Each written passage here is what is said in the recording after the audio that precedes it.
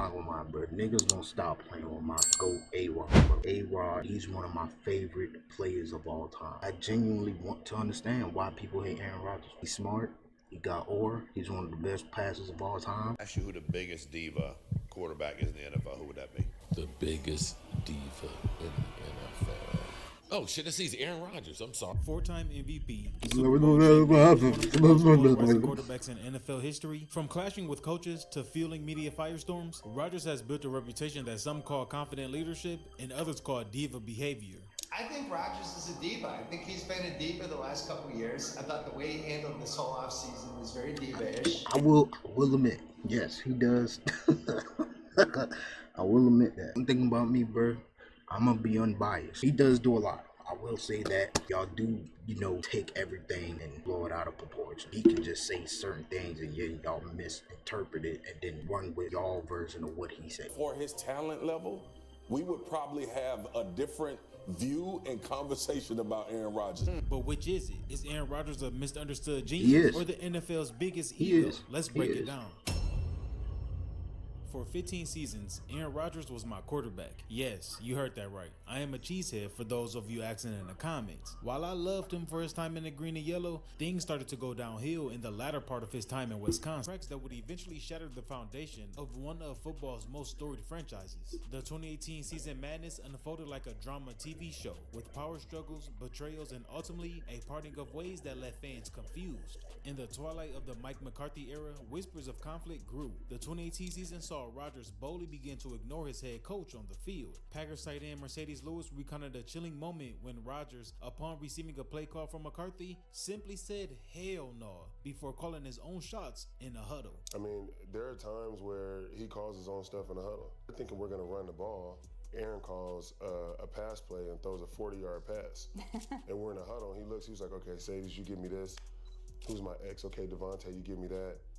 Jimmy, I want you off the ball on this. Wow. He's literally telling everybody what to do, gives a direction and a protection to the offensive line. This act of rebellion wasn't isolated. It was a sign of a deeper problem that had been festering for years. Many speculated that it traced back to draft night in 2005, when a young 21-year-old Aaron Rodgers sat in an NFL draft green room as McCarthy's 49ers passed on him for Alex Smith.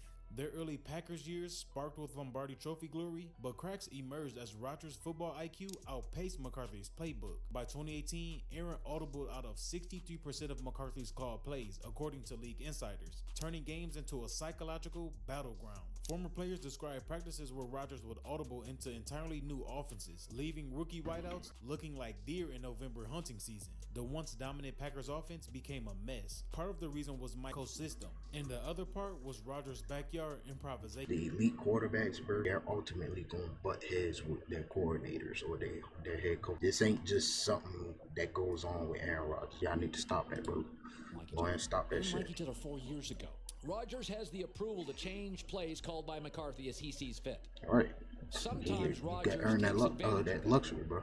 Several sources familiar with the inner workings of the Packers say it is devolved into a competition who can call the better play, and both want credit now for when things go right. The tension between the two alpha males reached a boiling point, with Rodgers reportedly changing McCarthy's plays at the line of scrimmage with increasing frequency. The power struggle was the offense, their competitive spirits clashing in a battle of wheels. As the losses mounted, bro, the Packers season if you actually genuinely want to, like, when a QB gets to a certain point, as a coach, man, your motherfucking ass need to sometimes defer to the play. I'm gonna just keep it a buck. Now, if it's a younger player, as a coach, you gotta have sanctions and tell him to do this, do that. Yes, you're supposed to. Yeah, I understand that. But if you have a guy like Aaron Rodgers, Tom Brady, Big Ben, fucking Phillip Rivers, Drew Brees, motherfucking those type of guys or whatever the case, nigga, you need to. I'm not saying this as like you're trying to make them bigger than. No, clearly, like, they know what the fuck they're doing. You know what I mean? They're doing it at a high level for long periods of fucking years. Let them run what they want to run. You know what I mean? A coach supposed to cater to what a player can do in the first place. At that point, you do what they can do and you trust them to do what they supposed to. That's just how I feel. Something had to give. The breaking That's point just how I came feel. after a forgettable December 2nd game against the 2-9 Arizona Cardinals, where Green Bay lost at home 20-17. And the next morning, the news broke.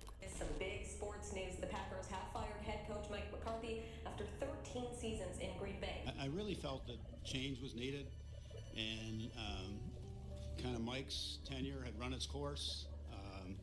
I think we needed a new voice. You lose to a 2-9 team, I think you kind of have to go. We're happy.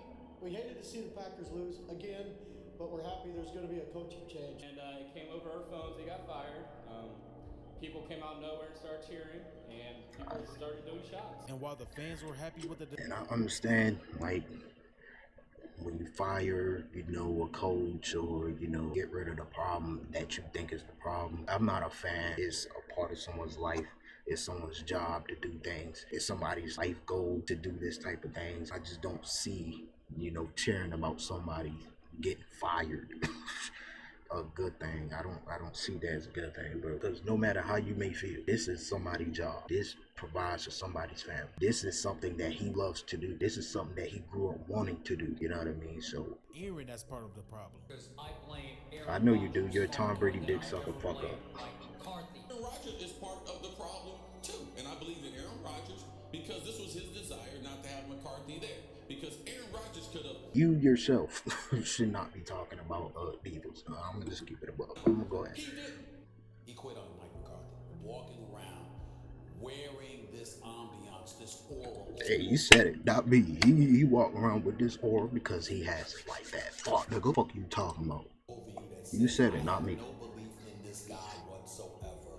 Get him the hell out of here. While Packers CEO Mark Murphy insisted Rodgers had no part in the firing, league insiders whispered about the quarterback's $134 million extension signed months earlier, a deal that effectively made him the NFL's highest paid executive/player hybrid. The front office's decision to let McCarthy's final season play out I'm gonna keep it above. When you hear somebody doesn't, especially a quarterback, nigga, you have some sort of say. You were in on it, nigga. 2016, He definitely was part of it. Now looked like a fatal miscalculation. As the Packers embarked on their first coaching search in 13 years, haunting questions lingered. Could any coach satisfy both Rodgers' thirst for control and the front office desire for structure? Had the quarterback's legendary perfectionism crossed into self-sabotage? And most crucially, did Green Bay waste the prime of a generational talent through stubborn adherence to outdated systems? But the drama was far from over as the calendar turned to 2020. Yeah, these niggas kept drafting straight defensive players every single draft in the first round instead of getting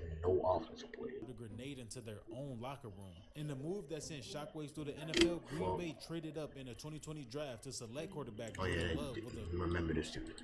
26 overall pick. The decision blindsided Rodgers, who at 36 was still playing at an elite level. The message was clear. He was. Clock was ticking on Rodgers' time in Green Bay. For Aaron, it was deja vu, but just not the kind that you want to experience firsthand, because just 15 years earlier, he was the young guy drafted to replace a legend. Now the roles were reversed. Basically, they said, man, we don't believe you can do this much longer, and we're going to usher you right on up out the door. And the news hit Rodgers like a blindside sack. I think, the general reaction at first was surprise. I think like many people, obviously I'm not going to say that I was, thrilled by the pick. Did you know they were taking him prior to the pick? No, I found out just like we did.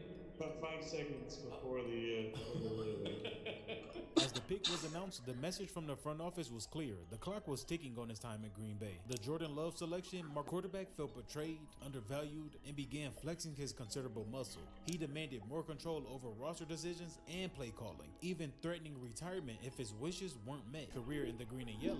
Now those dreams seem to be crumbling before his eyes. Not only did you take a quarterback in the first round, you traded up to make sure you were able to get him in the first round.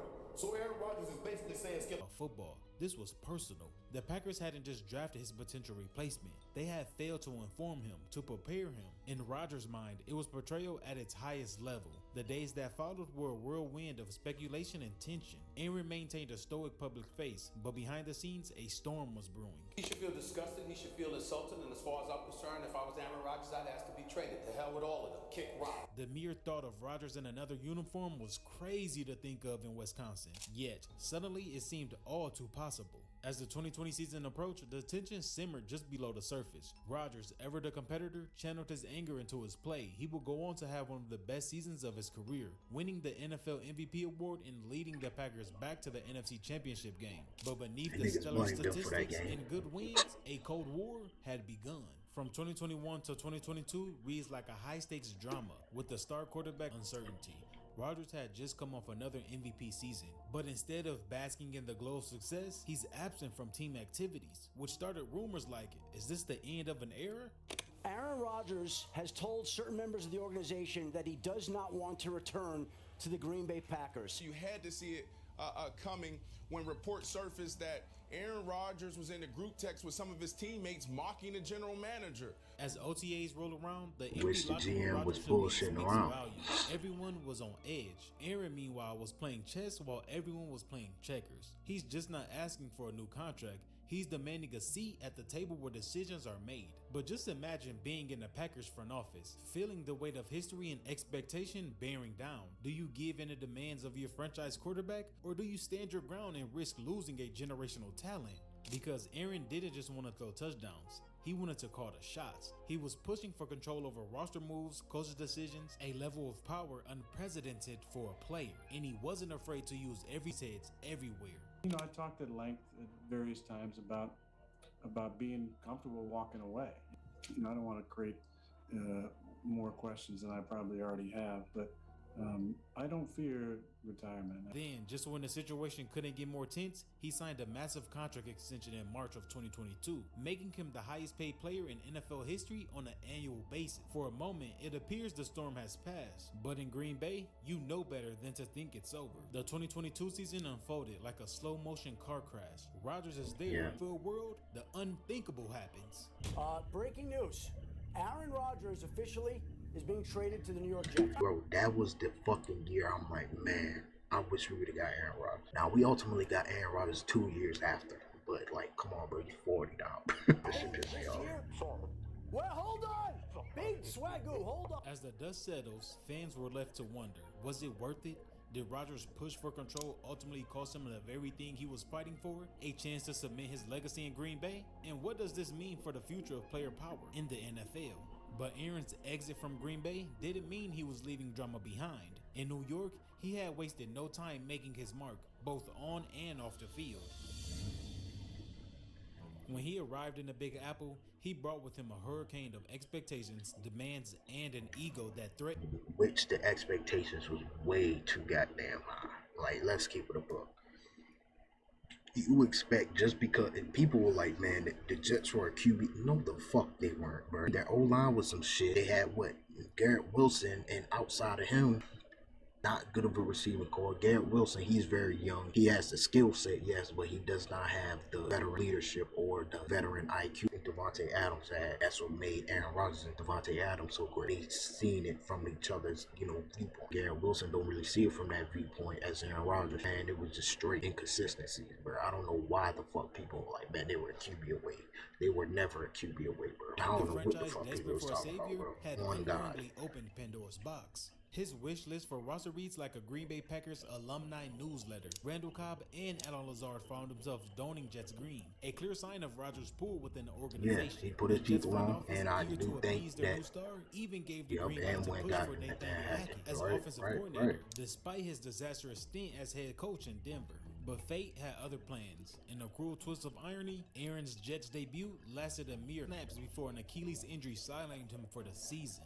As the 2024 season brought new hopes, Rodgers was back on the field, but the chemistry with his new team seemed off. As the season unfolded, the Jets' struggles mounted, and Rodgers' frustration grew. Week after week, his performances fell short of the lofty expectations set by his Hall of Fame-worthy career. The team's record plummeted, and with each loss, his demeanor on the sideline grew darker, and his post-game press conferences became more blunt. What do you expect when you're losing games? I mean, I've started 1 year, so I'm a part of it for 1 year. The tension reached a boiling point during a pivotal mid-season game. In a moment that will be replayed endlessly on sport networks, Rodgers was seen aggressively shoving his head coach on the sideline. This incident ignited a firestorm of debate. Was this the passion of a fierce competitor or unprofessional behavior of a prima donna past his prime? Understand that y'all niggas be nitpicking stuff, bro. Saleh and Rodgers attended to Let me down go the ahead and get incident. Awkward exchange with you and Robert. You appeared to push him away. No, it was not anything awkward at all. I didn't know he's not a big hugger usually, so I didn't know he was going for the hug. You know, part of the things that we've been talking about is to just get the defense a 2-score lead.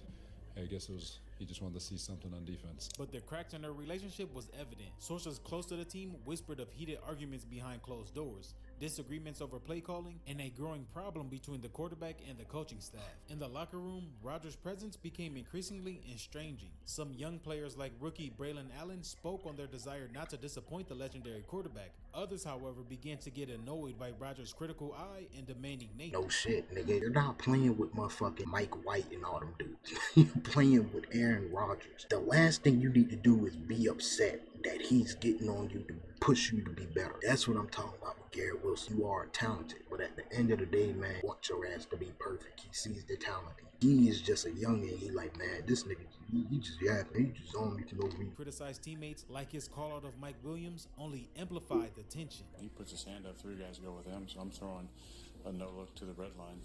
And when I just peek my eyes back there, he's running an in-breaker. So, it's got to be down the red line.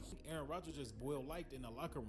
Quite honestly, it doesn't really surprise me. He's a tricky, complex individual. I get that. The Jets I get experiment that. with Rodgers had managed just He a definitely is. 5-12 record, with I him get throwing that. for 3,800 yards, 28 touchdowns, and 11 interceptions. For a team that had mortgaged its future on the promise of Rodgers' golden arm, the results were nothing short of disastrous. Then, in a final twist, just 2 years into what was supposed to be a late career resurgence, the Jets informed Rodgers they were moving on. Just the day before the day Aaron Rodgers that we would be moving in a different direction at quarterback. The Aaron Rodgers era in New York would have begun with such fanfare and optimism, ended not with a bang, but with And the a Jets, whimper. bitch, y'all As the known dust for settled on this ill-fated chapter, one question lingers in the mind of Jets fans across the world. Had Aaron Rodgers' ego fully outgrown his ability to lead a team to victory? The answer, it seemed, was blowing in the wind over MetLife Stadium, where the ghost of quarterbacks past continued to haunt the Jets' future. But for all his on-field clashes, some of Rodgers' biggest headlines came away from the game, which adds to the reason why he gets that diva label put on him. Like in the summer of 2016, as football fans eagerly awaited the upcoming NFL season, an unexpected bomb dropped from an unlikely source, reality TV. As millions tuned in to watch The Bachelorette, they were treated to an unexpected subplot, the unraveling of the Rodgers family drama. Jordan Rodgers, Aaron's younger brother and a contestant on the show, told some news that sent shockwaves through the NFL community. He revealed that Aaron was not very close with his family. Aaron don't really have that much of a relationship. Alright, so I'm pretty much done with this vid, right? But when Tom Brady himself, and I don't mean to compare, but I'm literally speaking from what Tom Brady says. He is the most accomplished player of all time. When Tom Brady says this, right? When Tom Brady says stuff like this, right? Tom Brady says stuff like this. What do you make of that? Brother says he's not very close. Is it part of the reason why he's in the NFL and he's actually trying to win ball games and he's trying to win Super Bowls and he's trying to win MVPs? He's trying to make a career out of what he can do best. Same way Tom Brady said he was doing. We do not call Tom Brady a diva. He's screaming at linemen on the sideline to do your fucking job, all while he's going to a fucking wedding in the middle of the fucking game week. Motherfucker, niggas don't care, but they ended up losing to us that same week. He did not play well. He did not play well. And guess who he blamed? The offensive line, the fucking receivers, and the play calling. Fuck out of here, nigga. No cap. Don't need no pen, I just hop in and shit get active. The stick ain't got no kickback when it clap.